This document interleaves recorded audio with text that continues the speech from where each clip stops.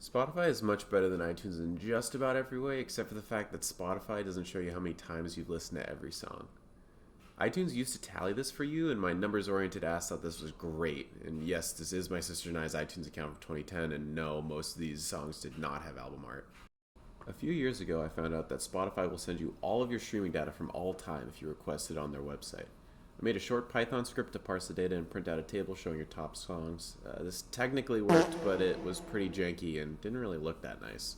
Fast forward a few years, and now there's this thing called vibe coding where you tell an LLM what you want and it just makes it.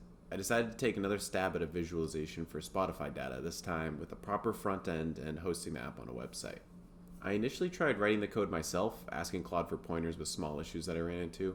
I ended up with something that looked a little better, but still pretty shitty. I then decided to try just telling Claude what I wanted at a high level and the front end framework to use, and got something that looked much nicer.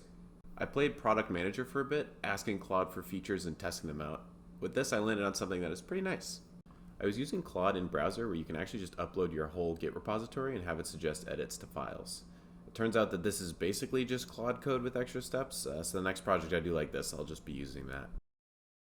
First, there's this instructions page. It just kind of tells you how to get your data from Spotify and how to use this at a high level.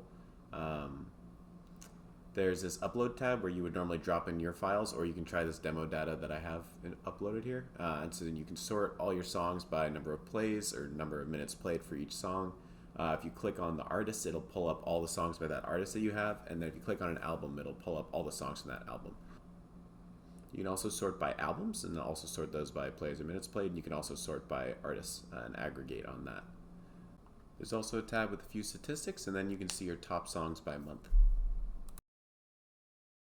In conclusion, numbers are cool and AI is coming for our jobs. I'll include the GitHub repo in the description if you want to check out the code, but don't get mad at me if it's bad. I certainly did not write it.